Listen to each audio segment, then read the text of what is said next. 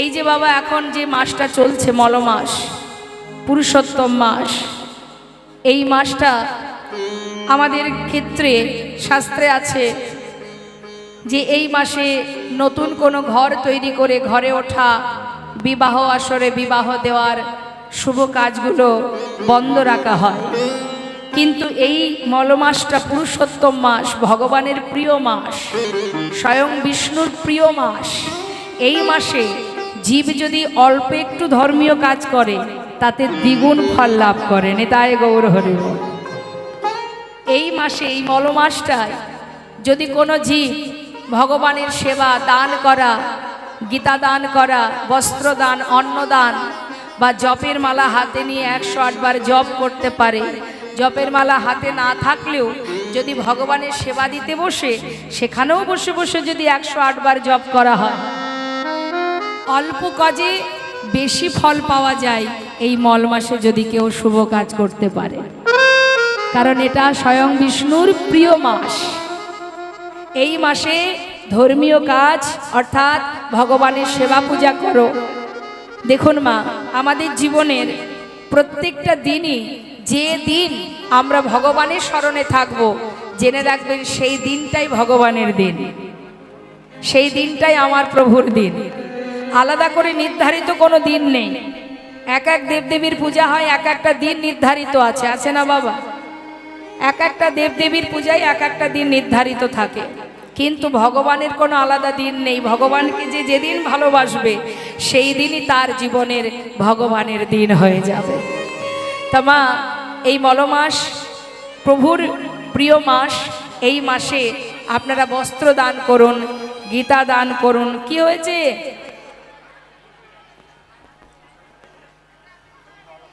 আচ্ছা, ভিতরে যদি জায়গা না থাকে জোর জবস্তি করে ঢুকে কোনো ঝগড়াঝাঁটি বাঁধিয়ে বা কলহ তৈরি করে মাইন্ডটাকে চঞ্চল করে লাভ আছে? আপনাদের যদি সাইডে কোনো জায়গা থাকে বসিয়ে দিন না। যতটা সম্ভব একটু এগিয়ে আসুন, পিছনে জায়গা ছেড়ে দিন। আমি কমিটির ভাইদের বলবো, সাইডে অনেক জায়গা আছে, আপনারা ভক্তরা এলে তাদেরকে বসানোর ব্যবস্থা করে দিন। কিন্তু যে ভক্তরা মনোযোগ সহকারে লীলা শ্রবণ করছে তাদের মন যেন, যে মন দিয়ে শুনছে সেই মনের যেন বিচ্যুতি না হয়, চঞ্চল যেন না হয়, মনের ভাবটাকে নষ্ট করবেন না।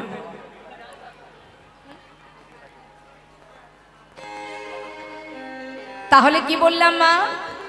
পতিত জীবের বন্ধু হরি। তাহলে এই যে পতিত জীবের বন্ধু, পতিত জীবকে উদ্ধার করছেন এই কলিযুগে। এই কলিযুগে এই যে বর্তমান মলমাসে জীব যদি ভালো কাজ করতে পারে, মানুষের উপকার করা, দান করা, গীতা দান, গীতা পাঠ, ভাগবত করা, উপোস করা, সাধনা করা, উপাসনা করা, ব্রত করা, এগুলো যদি করতে পারে, যতটুকু করবেন তার অনেক অনেক অধিক ফল আপনারা লাভ করতে পারবেন যদি এই মাসে সেই কর্মগুলো করতে পারেন। শাস্ত্রে বললেন, কলিযুগে জীব পাপে আচ্ছন্ন হইয়া ব্যভিচারী হইবে জীব মায়া মোহে পড়িয়া। সত্য কথা মা, মায়ামোহে আমরা কিন্তু দিনের পর দিন অপরাধ করছি, তাই না? আমাদের কলিযুগে বাবা পাপাচার, দুরাচার,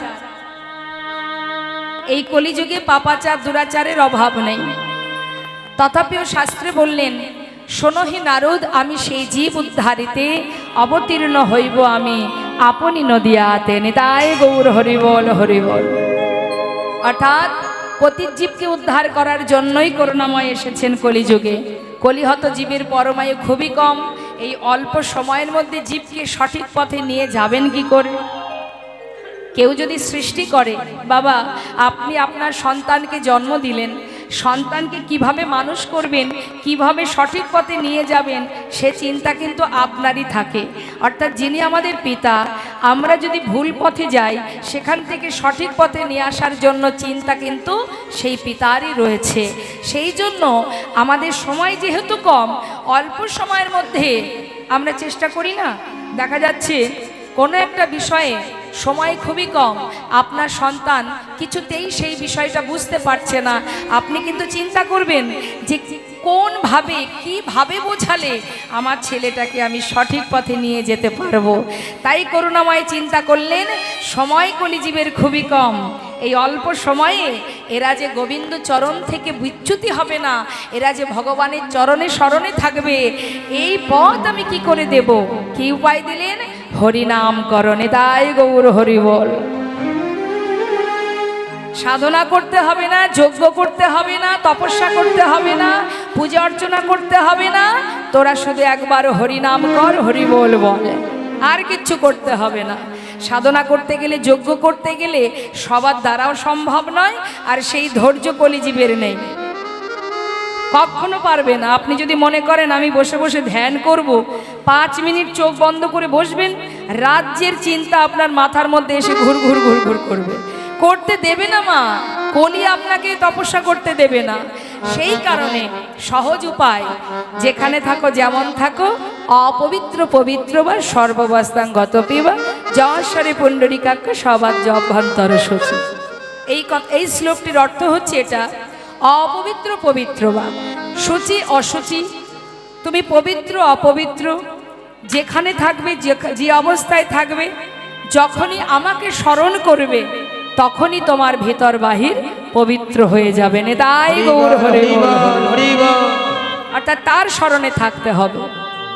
তুমি কি বসন পড়ে আছো, কোন পরিস্থিতিতে আছো, এটা কোনো কারণ নয়। ভগবান তার জন্য কোনো দুঃখ পান না। ভাববেন না যে আমি হাতে কাজ করছি, ভগবানের নাম করব কি করে, এটা অন্য যুগে ছিল, কলিযুগে নেই।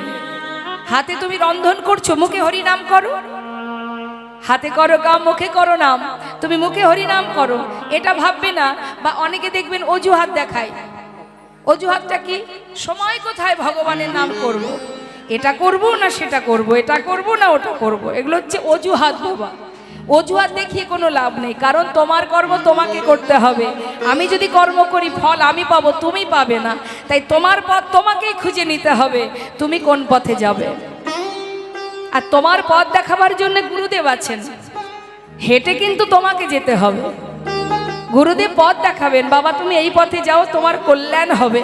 কিন্তু তুমি যদি পৌঁছাতে না পারো, তাহলে কল্যাণ কি করে হবে মা? তাই গুরুদেব পথ প্রদর্শক, তিনি আমাদের পথ দেখান। এই পথে যাও, তোমার ভালো হবে, তোমার সঠিক গন্তব্যস্থলে পৌঁছাবে, গোবিন্দ কৃপা পাবে, প্রভুর আশীর্বাদ পাবে। কিন্তু হেঁটে যেয়ে সাধনা নিয়ে, মনের ভিতরে একাগ্রতা নিয়ে তোমাকে এগিয়ে যেতে হবে। হে দয়াময়, জীবনে পথে চলার ক্ষেত্রে যত বাধাই আসুক না কেন, চলবো আমি, হাজার বাধা এলেও আমি তোমায় ছাড়বো না, তোমায় ভুলবো না, তোমার নাম স্মরণে যাবো। তাই গৌর হরি বল, হরি বল। তাই বৈষ্ণব মহাজন বললেন, কলির ভগবান এত সহজ উপায় দিয়েছে কলিজীবের, হরিনাম ছাড়া জীবের আর কোনো ধর্ম নাই, নাম ছাড়া কলিজীবের নাহি আর ধর্ম, সর্বধর্ম সার নামে শাস্ত্র মন। জীবনে যে অপরাধী হোক না কেন, কখনো ভাববেন না, আফসোস করবেন না যে আমি এই অপরাধ করেছি, ভগবান যদি আমায় ক্ষমা না করে।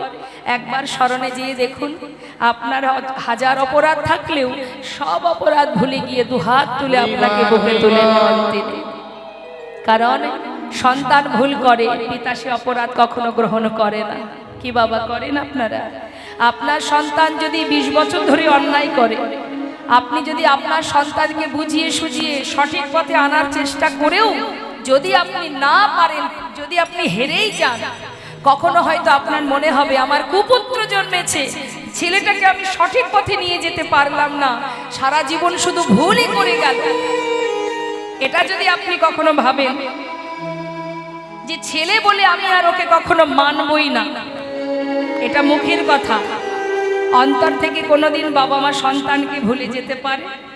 দ্বিতীয়, সেই ছেলে সারা জীবন অপরাধ করেও এক সময় যদি হঠাৎ আপনার পায়ে এসে পড়ে বলে, বাবা আমি হাজার অপরাধ করেছি, কোনোদিন তোমার কথা মানিনি, তোমার আদর্শে আমি চলিনি, আজ থেকে আমি আর কোনো ভুল করব না, তুমি যা বলবে আমি তাই শুনব। আপনি বলুন তো, যে ছেলে এতদিন আপনার অবাধ্য ছিল, হাজার হাজার অপরাধ করেছে, সেই সন্তানকে আপনি তাড়িয়ে দিতে পারবেন? নাকি পূর্বের সেই অপরাধগুলো মনে রাখবেন? কি করবেন? সন্তানকে বুকে টেনে নেবেন না তাকে তাড়িয়ে দেবেন? হাজার অপরাধ করেও যদি সন্তান আপনার স্মরণে আসে, আপনি তাকে বুকে টেনে নেবেন। এটাই মাতা পিতার ধর্ম। সে পূর্বে কি অপরাধ করেছে সেটা কিন্তু বাবার মনে রাখবে না। তা এটাই করুণাময়, যিনি আমাদের জগৎ পিতা, বিশ্বপিতা যিনি, তিনিও আপনি অন্যায় করার পরেও যদি কোনোদিন তার চরণ স্মরণ নেন,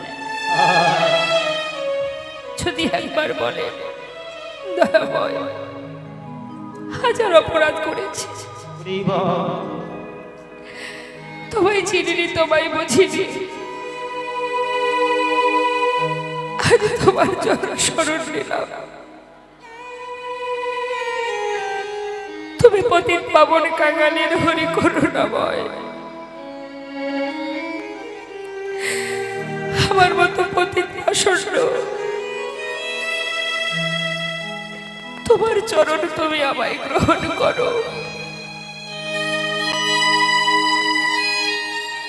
দুটি নয়ন জলে ধুইয়ে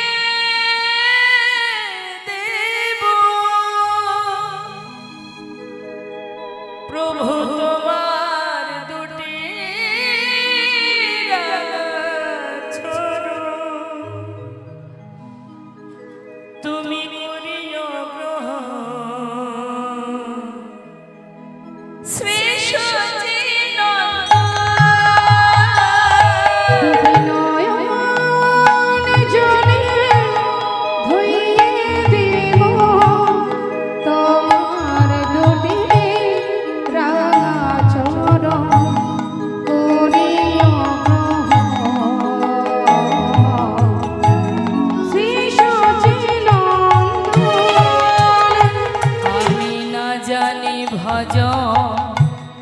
না জানি পূজন, আমি না জানি ভজন, না জানি পূজন, কোন গুণে পাব তোমার রাঙা চরণ, না জানি ভজন, না জানি পূজন, কোন গুণে পাব তোমার দুটি চরণ। দুটি নয়নের জল বহে অবিরাম, গোবিন্দ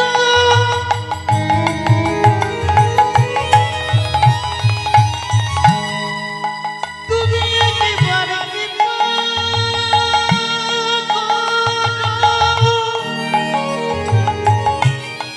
তুমি ছাড়া আমার আর কেহ নাই। হে কৃপাময়, করুণাময়,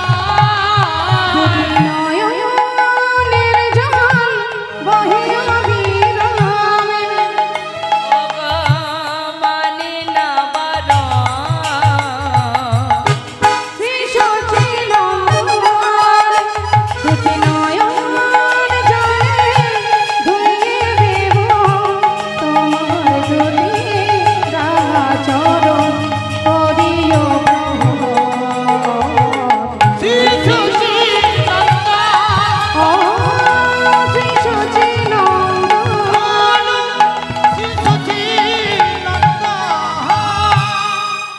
কিছুই লাগে না মা, শুধুমাত্র দুফোঁটা চোখের জল।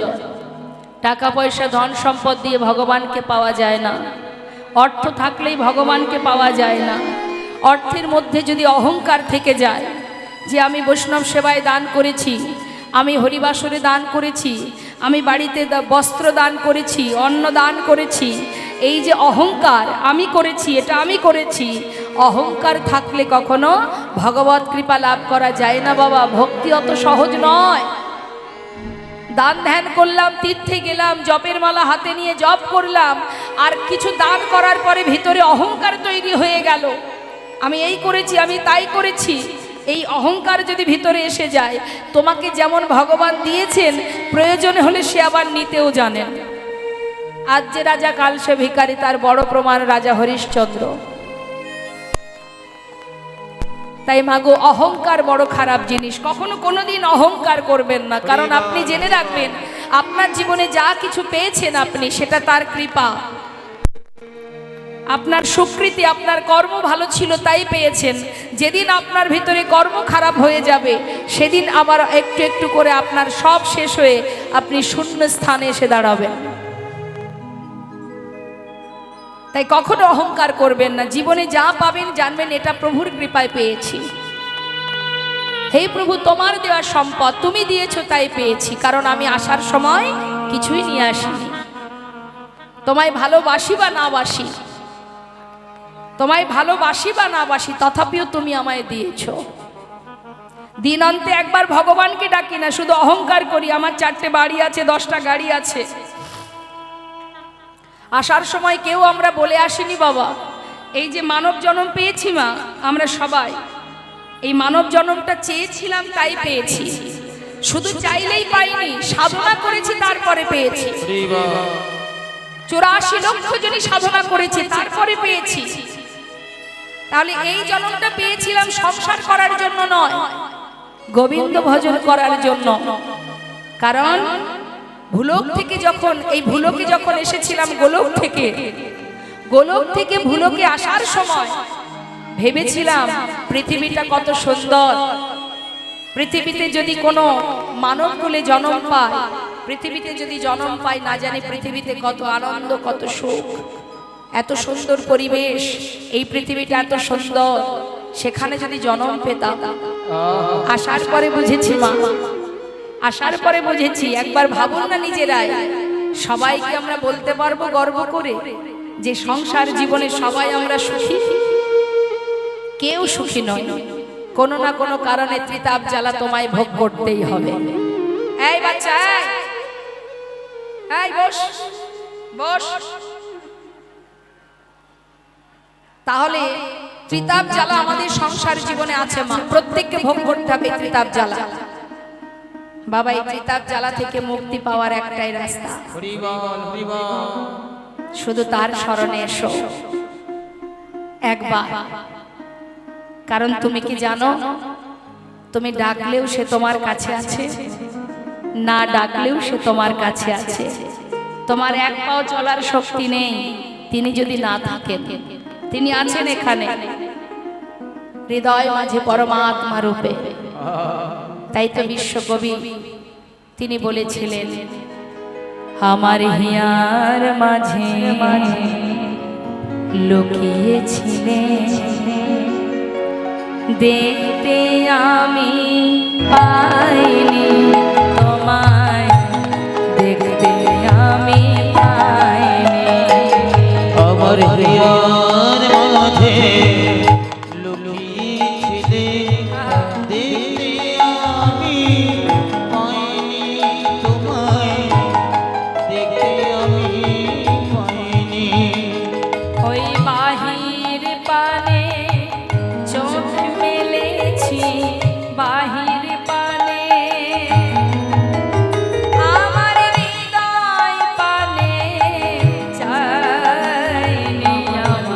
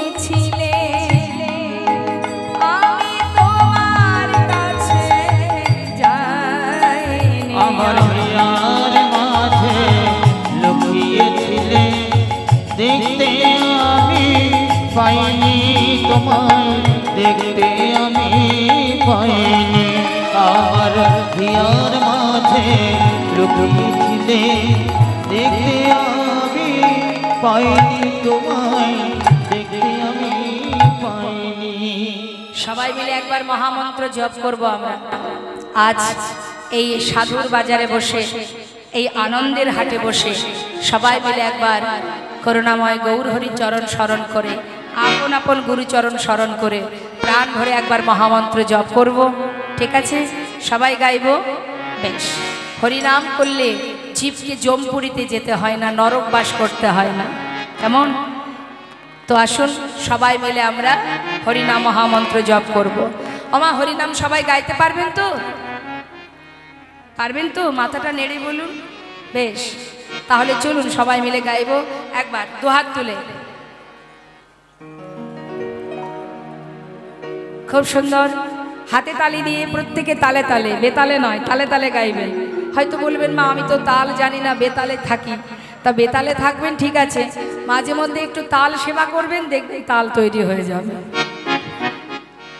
সেটা মাস্টারের কাছে তাল সেবা করলেও হবে, আবার তবলার সঙ্গে তাল করলেও হবে, আবার যদি তাল খান মানে যে তাল কিনতে পাওয়া যায়, হ্যাঁ, তাল না পেলে তাল তলা দিয়ে যাবেন, তাল গাছের তলা দিয়ে যাবেন, দেখবেন তাল হবে। অনেকগুলো উপায় বলে দিলাম, কিন্তু তুলুন সবাই হাত। হরে কৃষ্ণ যারা দাঁড়িয়ে আছেন ভক্তদের বলবো সবাই মিলে, দাঁড়িয়ে আছেন বেশ, বুঝতে পারছি বসার জায়গা পাননি, তবুও বলবো আছেন তো হরিবাসরে, প্রভু তো দেখছেন যে আপনারা এসেছেন। একবার সবাই প্রেম সে সবাই দুটি বাহু তুলে একবার হাত তুলবেন সবাই। হরে কৃষ্ণ কৃষ্ণ কৃষ্ণ কৃষ্ণ হরে হরে হরে হরে রাম রাম রাম হরে হরে হরে কৃষ্ণ হরে।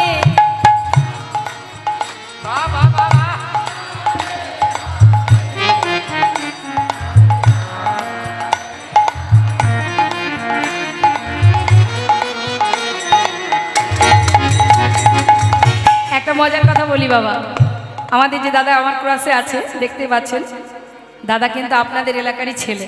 এই যে আমাদের এক দাদা, এও আপনাদের এলাকারই ছেলে। এলাকা বলতে বেশি দূর নয়, দাদার বাড়ি বলুন জায়গাটা, বিনোরিয়া। কোনোদিন নিয়ে যায়নি, এটাই দুঃখ আর কি। যাই হোক, আর আপনাদের এই যে আমার যে ডান দিকে শ্রীখোল বাদক, দাদার বাড়ি লাভপুরে। হ্যাঁ, তো সব জায়গায় আমি হরিনাম করাই, সবাই হাতে তালি দিয়ে তালে তালে হরিনাম করে, তখন কিন্তু দাদা বাবা বলে না। হ্যাঁ, আজকে কিন্তু বললো, কেন বলুন তো? এত সুন্দর করে আপনারা হাতে তালি দিয়ে, কোনো জায়গায় বেতাল নেই, সব তালে তালে করছেন, এই জন্য খুশি হয়ে আপনাদের এলাকার ছেলে গর্ববোধ করছে, তাই খুশি হয়ে বললেন বাবা। যাক, খুব ভালো লাগলো, আমার সব ভালো নিজের লাগলো। মানুষ তো, তাই লোকালের ছেলে, হ্যাঁ। লোকালের ছেলে আমি। সব কাছের মানুষ, খুব ভালো লাগলো। সবাই মিলে এইভাবে জোরে জোরে হাতে তালি দিয়ে, কেমন? রাধা মাধব কৃপা করে, আপনাদের কৃপা হোক, কৃষ্ণ কৃপা, গৌর কৃপা হোক, এটাই কামনা করি। হরে কৃষ্ণ কৃষ্ণ কৃষ্ণ কৃষ্ণ হরে হরে হরে রাম দুহাত তুলে, রাম রাম হরে হরে হরে কৃষ্ণ হরে। এদিকে বাবারা হাত তুলবেন, দুহাত তুলবেন সবাই।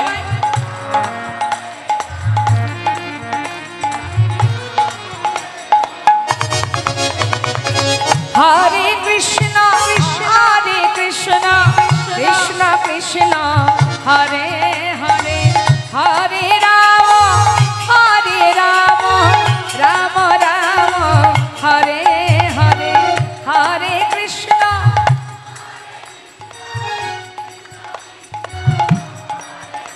একতালে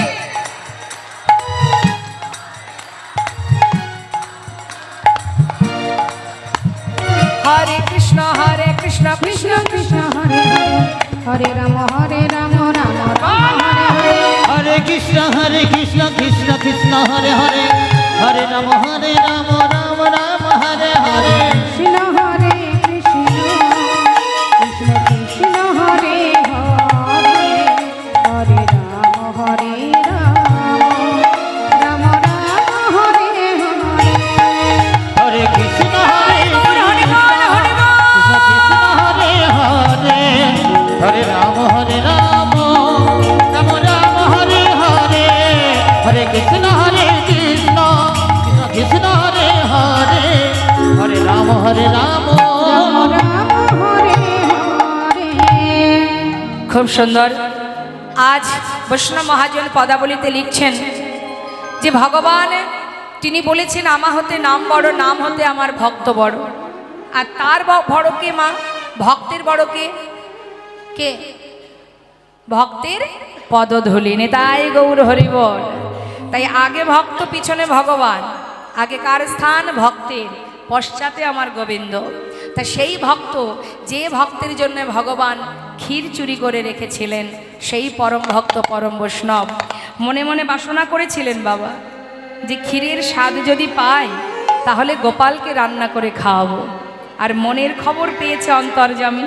খবর পাওয়া মাত্র তিনি কি করলেন? কি বলছে শুনুন।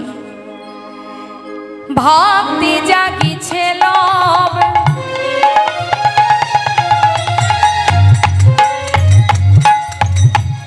গোপালের দিতে ভোগ। আর ভক্তের জাগিছে লোভ,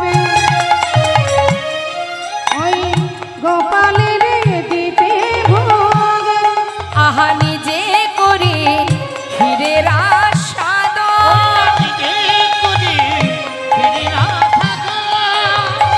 কারে তরে কি কৌশলে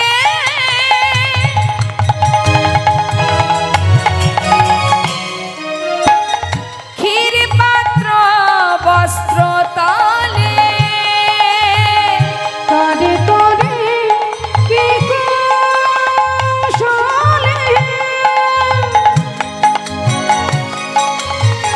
ক্ষীর পাত্র বস্ত্র তলে লুকাইলেন লুকাইলেন প্রভু গোপীনাথ। প্রভু গোপীনা লুকাইলেন প্রভু গোপীনা লুকাইলেন প্রভু গোপীনা হেন প্রভুর গুণ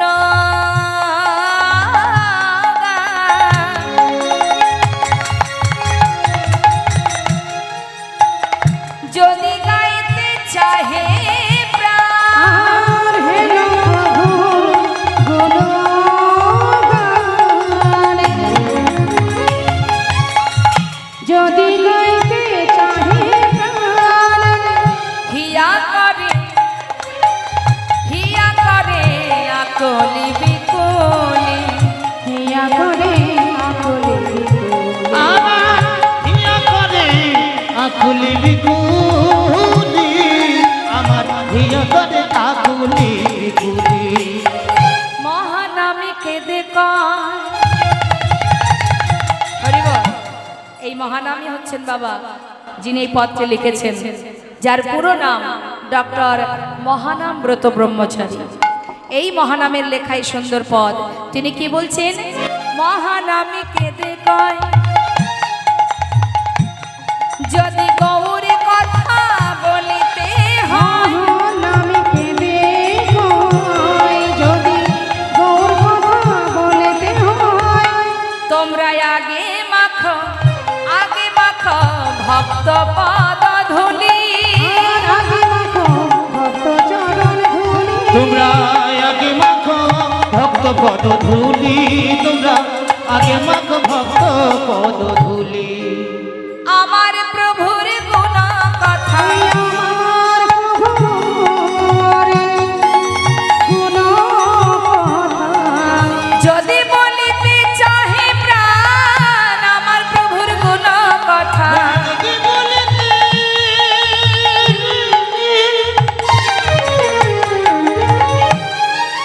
ওই না কহি ভক্ত পদ ধুলি অঙ্গে মাখো।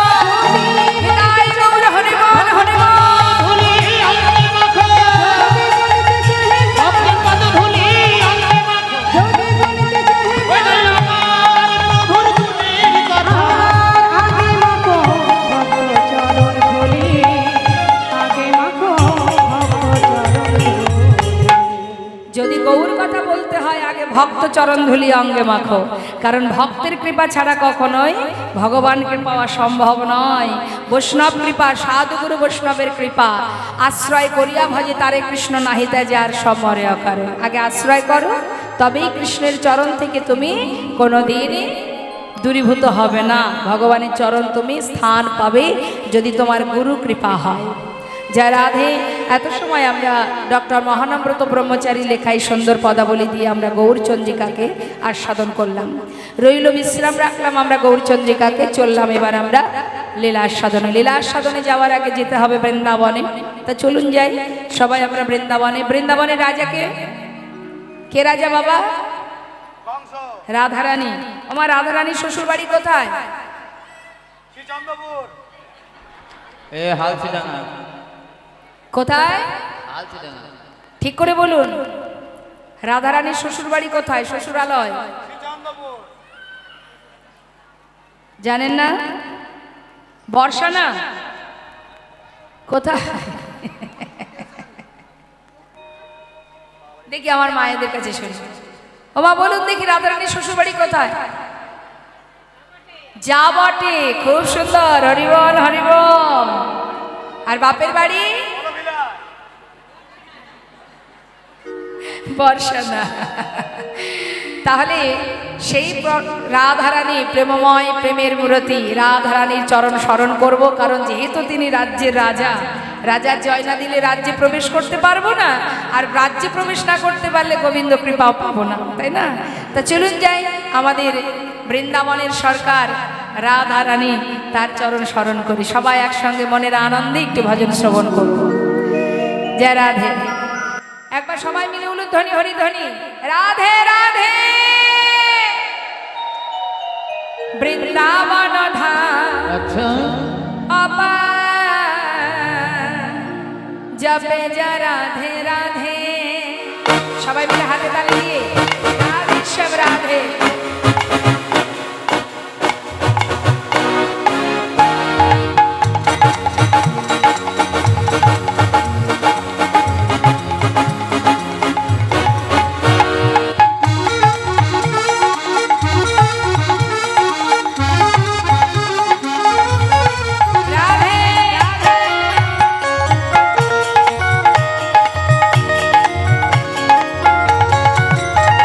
বৃন্দাবন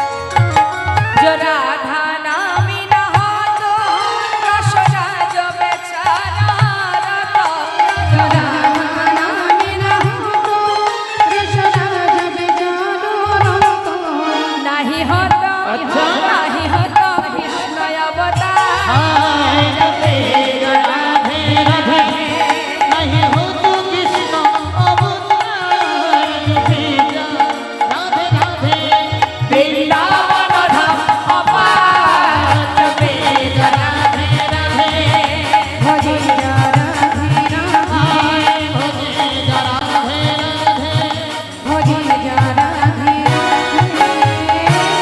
প্রেম সে বলি রাধা রানী কি। আর একটু জোর হবে না জান? বলি রাধা রানী কি। আরেকটু হবে? এখনো হবে বলছেন? ঠিক আছে, বলি রাধা রানী কি, শ্যাম সুন্দর কি, বাঁকে বিহারি লাল কি, যমুনা মা কি, রাধে রাধে রাধে রাধে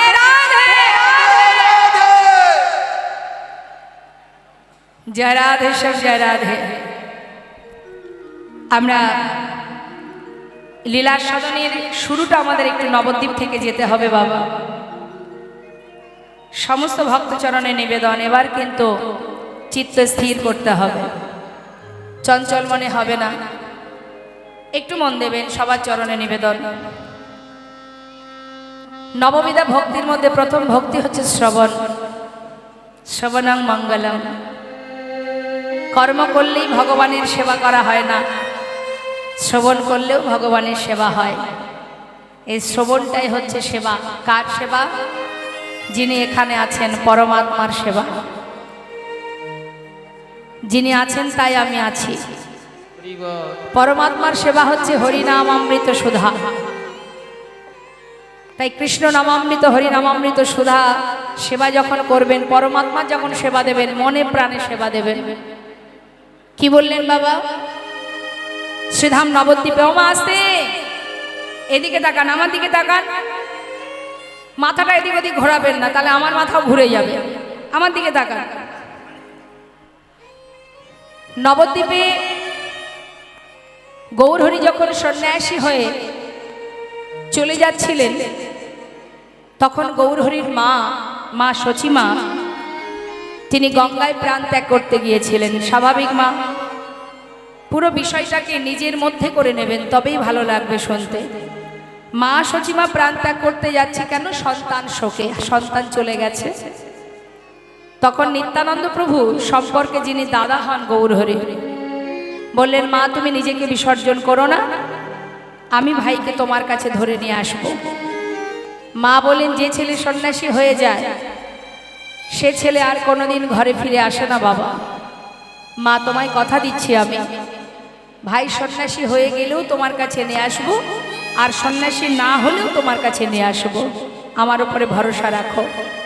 পারবি তো বাবা? পারবো। তাই পথের মাঝখান থেকে নিমাইকে ধরে নিয়ে এসেছিলেন নিতাই চাঁদ। নিয়ে এসেছিলেন কোথায়? শান্তিপুরনাথ অদ্বৈত আচার্য প্রভু, যিনি ছিলেন দ্বাপর যুগের দেবাদিদেব মহাদেব। অদ্বৈত গৃহে আনার পর মা দেখছে ছেলে সন্ন্যাসী হয়ে গেছে, চোখের জলে বুক ভাসিয়ে কাঁদছে মা। সংসারে আছে কুলবধূ মা বিষ্ণুপ্রিয়া, আজ তাকে ফেলে তুই সন্ন্যাসী হয়ে গেলি, ওই অভাগিনীর কি উপায় হবে? মা কাঁদছে, আমি একমাত্র পুত্র, তুই আমার, সন্তান হারা যন্ত্রণা কেমনে সইব? গৌরহরি বললেন মা তুমি কেঁদো না, তোমার যদি মন না চায় আমি তোমার সাথে, আমি তোমার কাছে চলে যাব সন্ন্যাসী ত্যাগ করে। মা বললেন মিশ্র কুলবংশে এমন অকল্যাণ আমি বেঁচে থাকতে কি করে হতে দেব? যে ছেলে সন্ন্যাসী হয়ে যায় তাকে যে ঘরে বেঁধে রাখতে নেই, সেটা যে অপরাধ। কিন্তু বাবা আমি তো মা, তাই আমার অন্তরের যন্ত্রণা আমি কাকে বোঝাবো বল? ঠিক আছে, সন্ন্যাসী হয়েছিস, আমি তোকে বাধা দেব না, অন্তত তুই আমার কাছে থাক, তাহলে তো আর কষ্ট পাবো না। মা যেহেতু সন্ন্যাসী হয়ে গেছি, আমি তো আর থাকতে পারবো না তোমার কাছে, তুমি অনুমতি করো মা, বৃন্দাবনে চলে যায়। না, সেখানে যাওয়ার অনুমতি দেব না তোমায়। যদি তুমি থাকতেই চাও তবে নীলাচলে বাস করো। কারণ নদেবাসী নীলাচলে যখন যাবে, জগন্নাথের যখন পূজা হয় মা, রথযাত্রা, কত ভক্তবৃন্দ যায় নীলাচলে, তারা ফিরে আসলে তাদের কাছে জানতে পারবো অন্তত তুমি কেমন আছো বা কি করছো। তাই আমার আদেশ তুমি নীলাচলে যাও। তাই মাতৃবাক্য মাথায় করে মহাপ্রভু নীলাচলের পথে যাত্রা করেছিলেন। কিন্তু তিনি একা যাননি মা, সঙ্গে ছিল তার পার্শ্বদবৃন্দ। হরি বল হরি তাদের কি পরিবার ছিল না? তাদেরও তো সংসার ছিল, সন্তান ছিল, স্ত্রী ছিল। তারা বললেন, প্রভু তুমি চলে গেলে আমরা নবদ্বীপে কি নিয়ে থাকবো? তাই তুমি যদি যাও তোমার সাথে আমরাও চলে যাব, আমি আর সংসারে থাকবো না।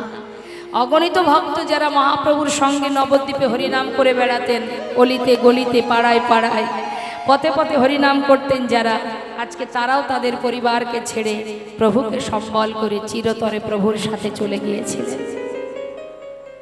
সেই সকল ভক্তগণকে নিয়ে প্রভু আমার নবদ্বীপ থেকে যাত্রা করলেন নীলাচলের পথে।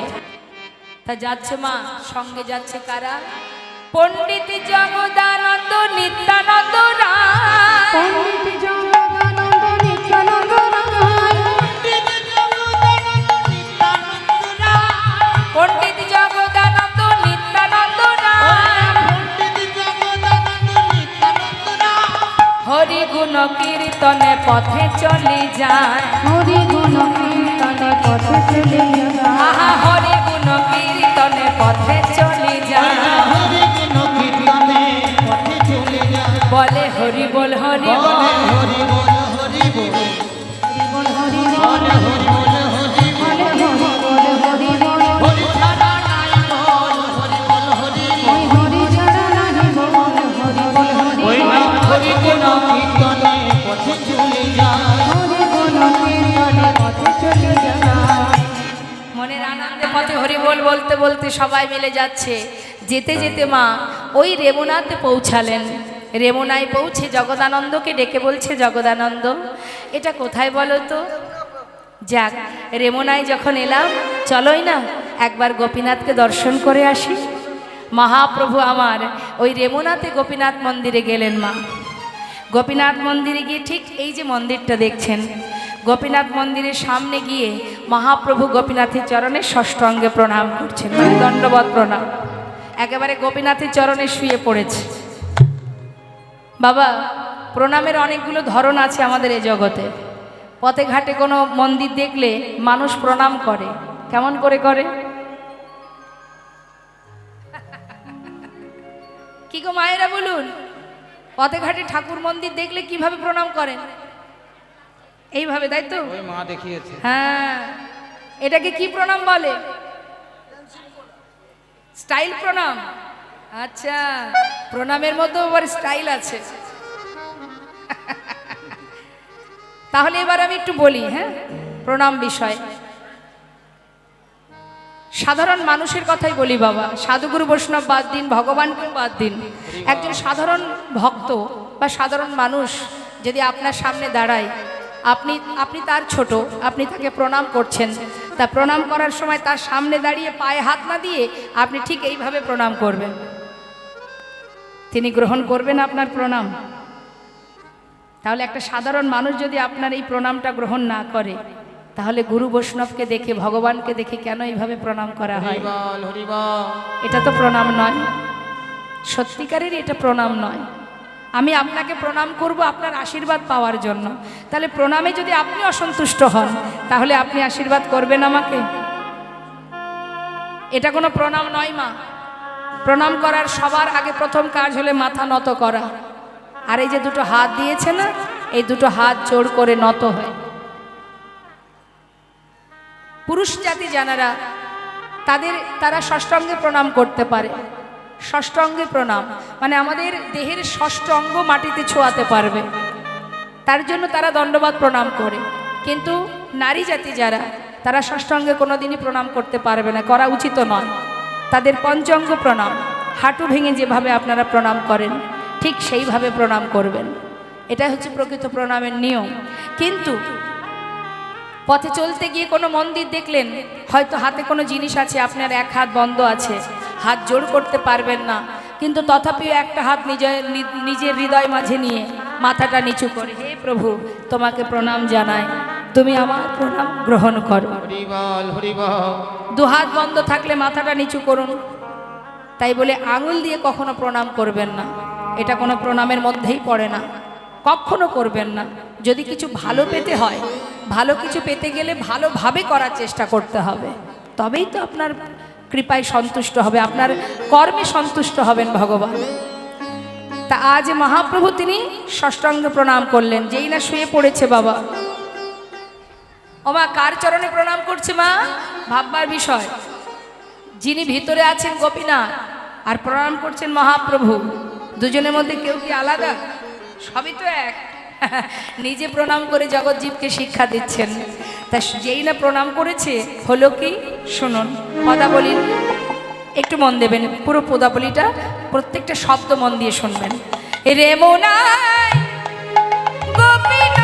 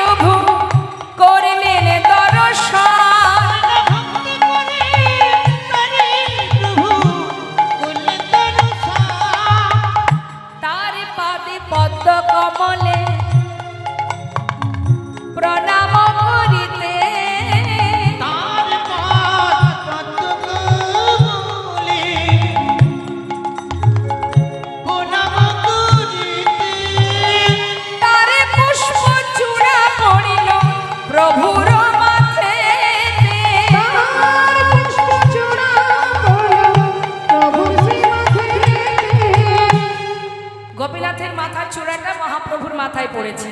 আর যেই না পড়েছে, চূড়াটা বুকের মধ্যে করে নিয়ে আমার মহাপ্রভু কি করলেন, এই যে মন্দিরের সামনে যে জগমোহন, মানে এটাকে নাট মন্দির বলা হয়, প্রভু আমার চূড়াটা নিয়ে ওই জগমোহনের মাঝখানে এসে কি করছেন, চূড়া পাইয়া প্রভু আমার আনন্দিত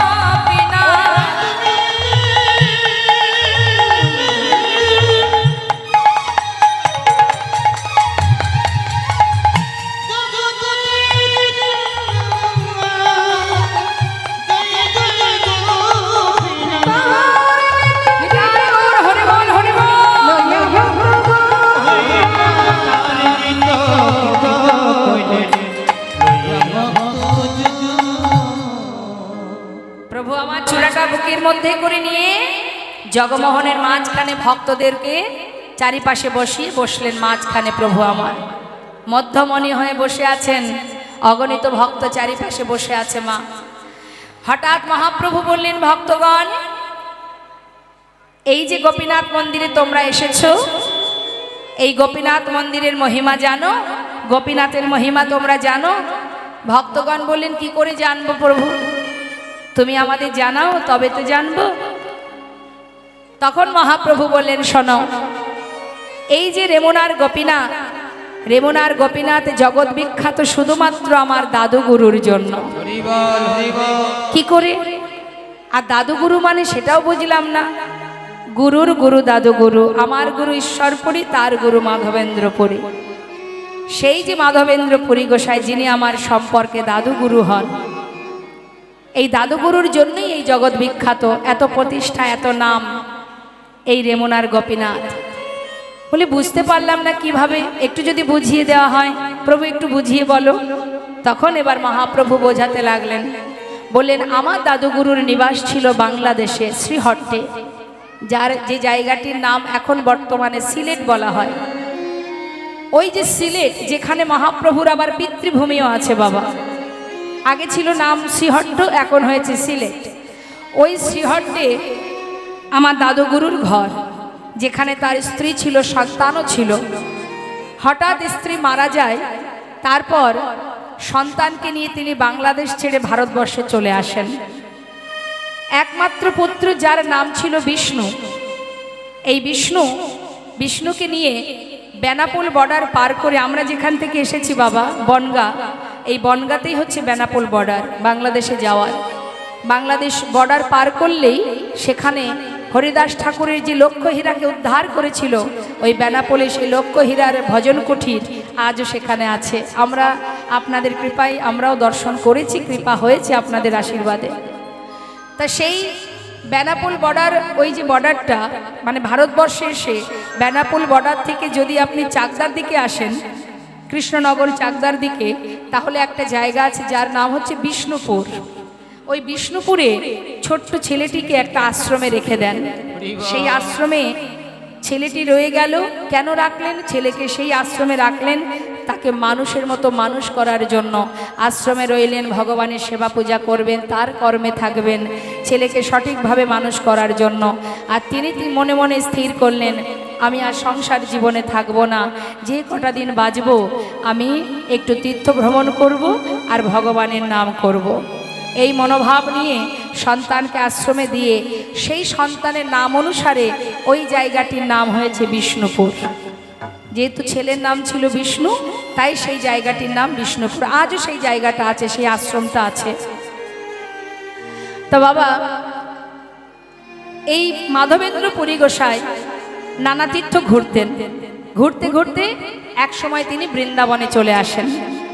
বৃন্দাবনে এসে রাধাকুণ্ড, শ্যামকুণ্ড দর্শন করে গোবিন্দকুণ্ডের পাড়ে একটা বৃক্ষতলে বসে আছেন মা।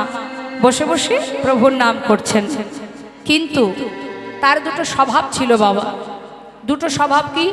প্রথম স্বভাব, সে মনে মনে প্রতিজ্ঞা করেছিলেন জীবনে কোনোদিন কারোর কাছে কিছু চেয়ে সেবা করব না, যেটাকে বলা হয় অযাচক বৃত্তি পালন।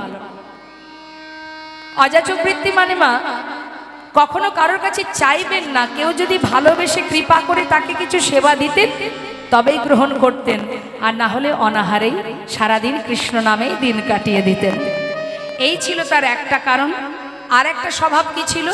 অহর্নিশি তিনি কৃষ্ণ নাম করতেন।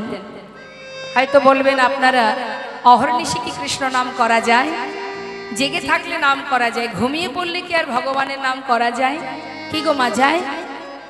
যায় কি? যায় না, কিন্তু যায়। কেন যায়? আপনি প্রতিনিয়ত যে কর্মটা করবেন না, এক সময় দেখবেন ঘুমিয়ে আছেন, তথাপিও আপনার মনের মধ্যে সেই নামই চলতে থাকবে। আপনি ঘুম ঘরে কৃষ্ণ কৃষ্ণ বলে উঠবেন। এটা হয়। সারাদিন মানুষ যদি কোনো একটা দুশ্চিন্তা করে বাবা, ঘুমিয়ে থাকলেও ঘুমের মধ্যে, স্বপ্নের মধ্যে সেই চিন্তায় ঘুরঘুর করে। অর্থাৎ এটা হলো অভ্যাস। আপনি যেটা অভ্যাস করবেন সেটাই কিন্তু আপনার মধ্যে এমনভাবে জড়িয়ে যাবে, চলতে ফিরতে ঘুরতে ফিরতে সেই জিনিসটাই চলতে থাকবে।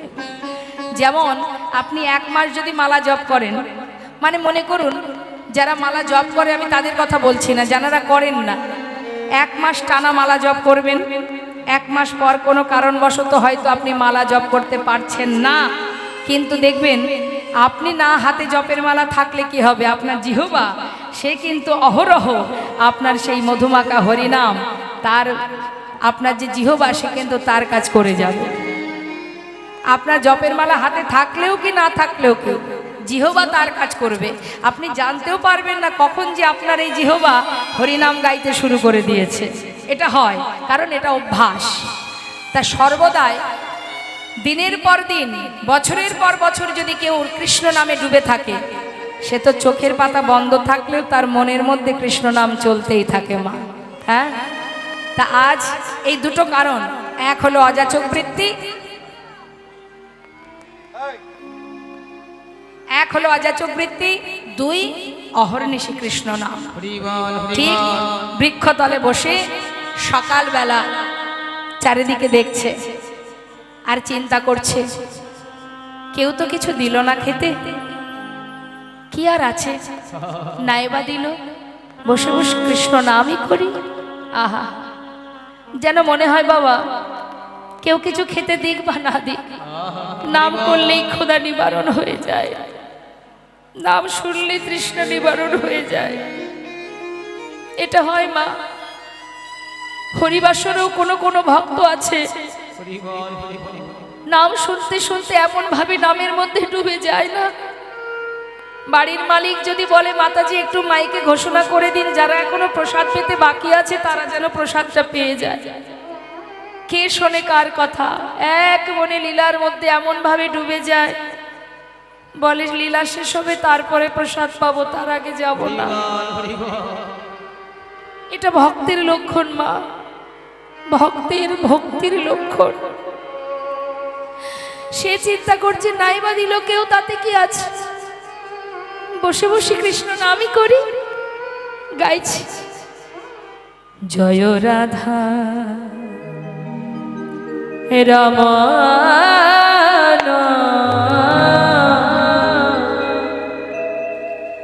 জয় কুঞ্জ বিহারী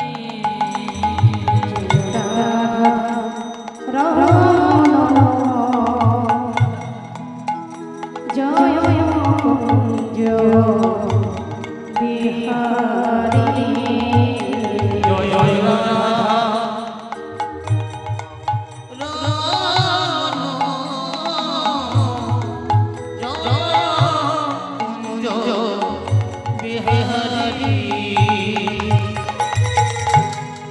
নবীন নিরুদয়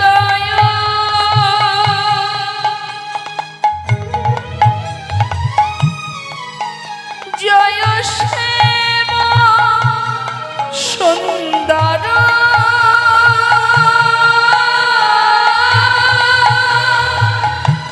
মদন মোহন বংশীধারী নবীন নিরোধয় জয় শ্যাম সুন্দর মদন মোহন বংশীধারী নবীন নিরোদয় নবীন নিরোদয় নবীন নিরোদয় নবীন নিরোদয় নবীন নিরোদয় জয় শ্যাম সুন্দর মদন মোহন বংশীধারী নবীন নিরোধয় জয় শ্যাম সুন্দর মদন মোহন বংশীধারী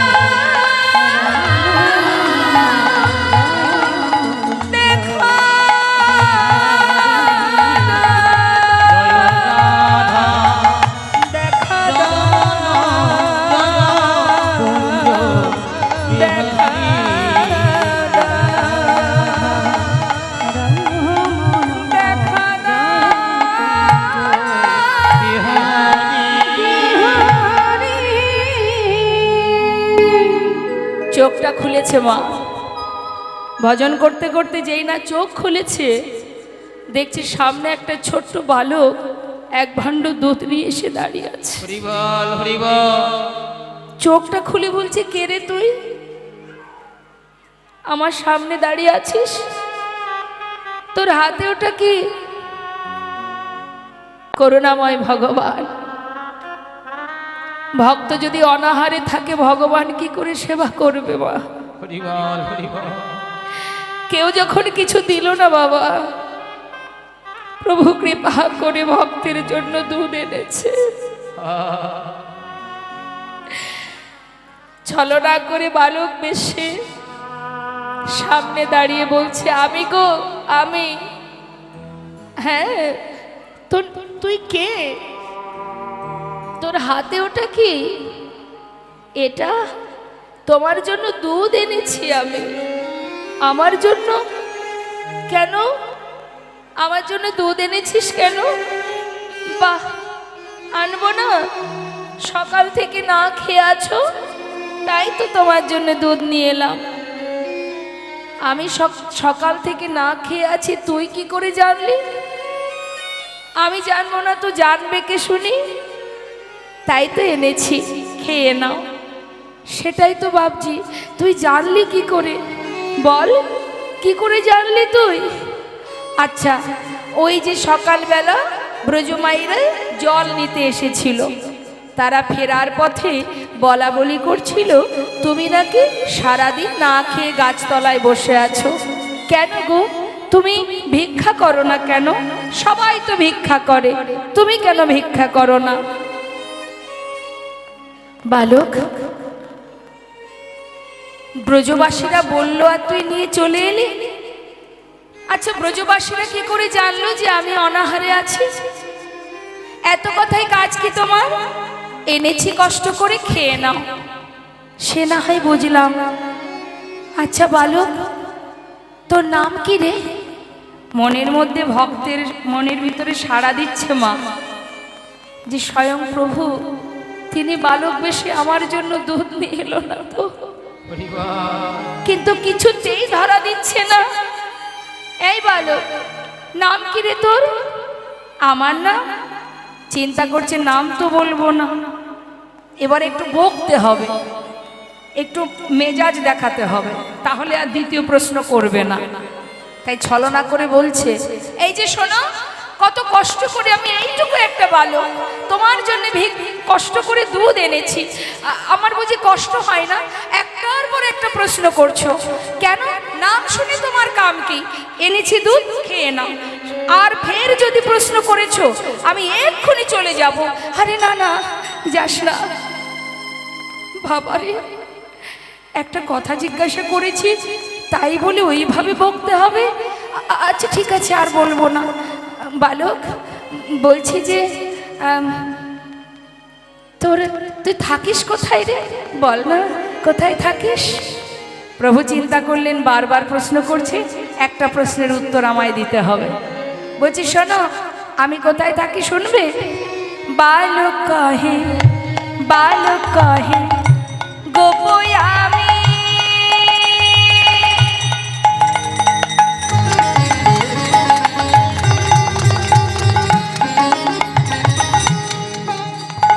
ওই না বালক কহে গোপয় আমি,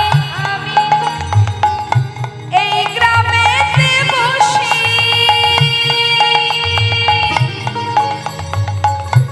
আমার গ্রামেতে কেহ না রহে উপবাসী। ওই বাবা কহে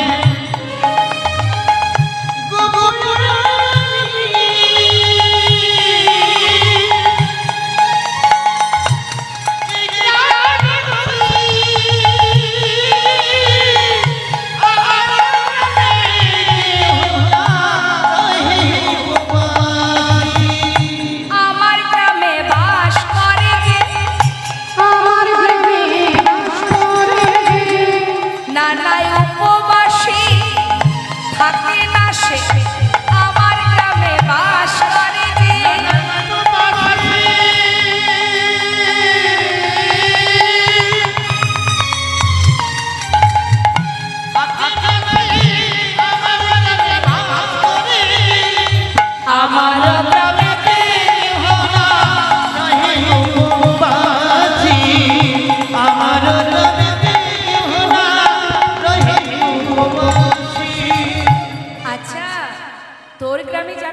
করে কেউ উপবাসী থাকে না বাবা। আচ্ছা বলো, বলছি যে তুই আমার জন্য দুধ এনেছিস তো?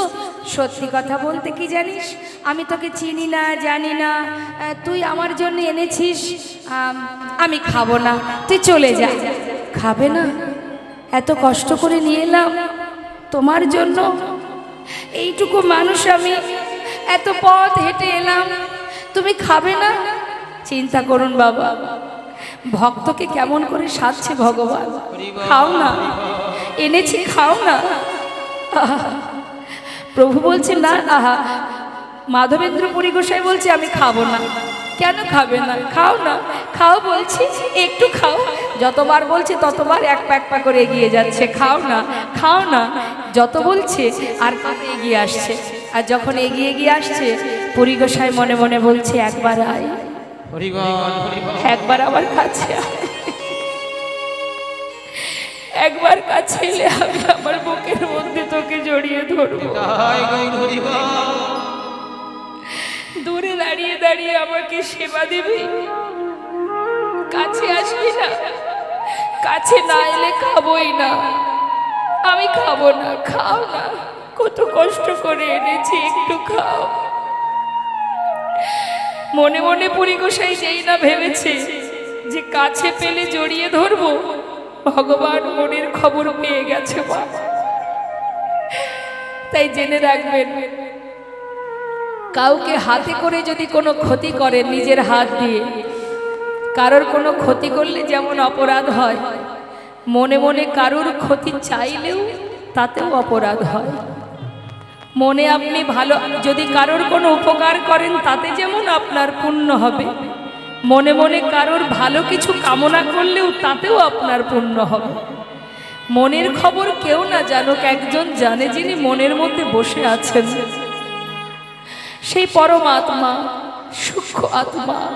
আমাদের জীবনের চলার পথে যে শ্বাস প্রশ্বাস, সেটাই হচ্ছে ভগবানের শক্তি। তিনি সব খবর পান মা, দেহের সব খবরই তিনি জানতে পারেন, কি মনে চলছে আর কি চলছে না। যেই না বলেছে একবার কাছে এলে ধরবো, প্রভু অন্তরে জানতে পেরে, ভক্তের মনের খবর পেয়ে তিনি আর এক পাও এগিয়ে গেলেন না, ওইখানে দাঁড়িয়ে পড়লেন। সাথে সাথে বললেন, এই শোনো, এই যে এই ভাণ্ডটা রইল, আমি তোমায় বললাম না যে আমি গোয়ালার ছেলে, আমাকে দুধ দোয়াতে হবে, আমার অনেক কাজ গো, এই রইল ভাণ্ড, তুমি দুধ সেবা করে ভাণ্ডটা ধুয়ে রেখো, আমি সব পরে এসে নিয়ে যাব। এখন আমি আসি কেমন? এই যাস না, শোন, এদিকে আয়, একটা কথা শোন। না না, আমার আর সময় নেই, আমি যাই, আমি যাই। চলে গেল। ওই শুধু একবার মনে মনে বুঝেছে যে আমাকে জড়িয়ে ধরবে। মনের খবর পাওয়া মাত্রই দুধের ভাণ্ড রেখে প্রভু আমার চলে গেলেন। চারিদিকে দেখছে পুরী গোসাই, এত বলি গেলা গোপাল না দেখিয়া মাধবেন্দ্র পুরীর চিত্ত হইল চমৎকার।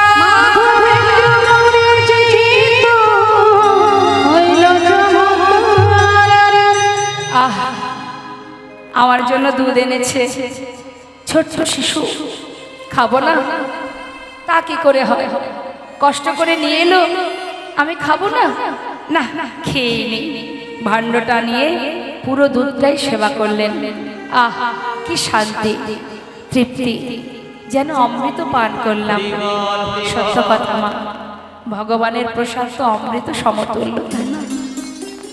আমরা বাড়িতে কত চৌপচস্য রন্ধন করি, যেটা সেবা করেও তৃপ্তি হয় না বাবা। ভালো হলেও যেন মনে হয় খুব একটা ভালো হয়নি। আর মানুষ দেখবেন যেখানে হরিনাম যজ্ঞ হয়, হরিবাসর হয়, সেখানে যদি ওই ডাল ভাত রন্ধন করে দেয়, সেটা খাওয়ার জন্য হাজার হাজার ভক্ত ছুটে যায়। তার মধ্যে যে কি সুখ, কি আনন্দ, যেটা বাড়িতে সাজিয়ে গুছিয়ে রান্না করলেও সে সুখ পাওয়া যায় না। তাই মা, ভগবানের দেওয়া প্রসাদ, তার সীমিত প্রসাদ, সেটা কি আর খারাপ হতে পারে? ভক্ত প্রসাদ পেয়ে বড় খুশি, কত আনন্দ হচ্ছে, তার কি ভালো লাগছে। মনে মনে চিন্তা করছে, বালকটি যে বলে গেল আমাকে ভাণ্ডটা ধুয়ে রাখতে, আমি তাহলে এক কাজ করি, ভাণ্ডটা ধুয়ে রাখি, ও আসলে ওর সাথে আমি আবার ওর সাথে কথা বলবো। খুব ভালো লেগেছে তার, তাই অপেক্ষায় আছে। ভাণ্ডটা ভালো করে ধুয়ে তিনি সামনে রেখে পথপানে চেয়ে আছে, কখন আসবে বালকটি, ভাণ্ডটা নিয়ে যাবে, আমি ওকে আর একবার দেখব। পথপানে চেয়ে থাকতে থাকতে মা সন্ধ্যা হয়ে গেছে, আসছে না। হা করে তাকিয়ে আছে, সে যে বললো আসবে, সে তো এলো না। হরি বল, হরি বল। আমার জন্য এত কষ্ট করে দুধ নিয়ে এলো, বললো পরে এসে ভাণ্ড নিয়ে যাবে, কিন্তু সে আসছে না কেন?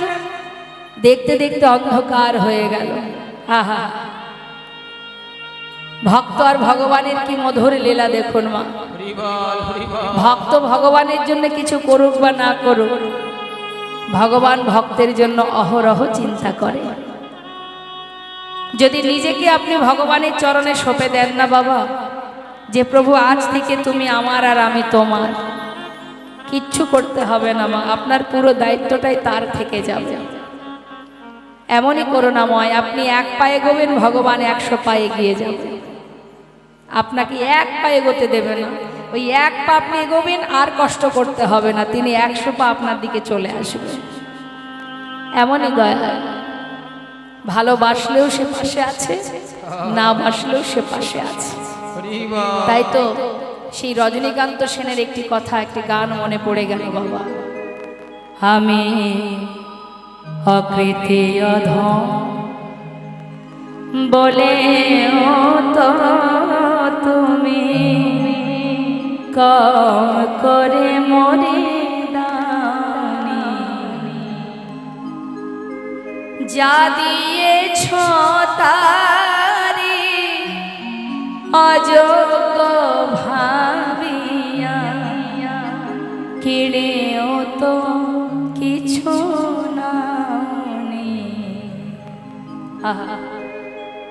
আমি অকৃতি অধম বলে তো তুমি কম করে মরে দাওনি। তব আশিস কুসুম ধরি নাই শিরে, পায়ে দোলে গেছি চাহিলাই ফিরে, তবু দয়া করে সকলি দিয়েছ, প্রতিদান কিছু চাওনি।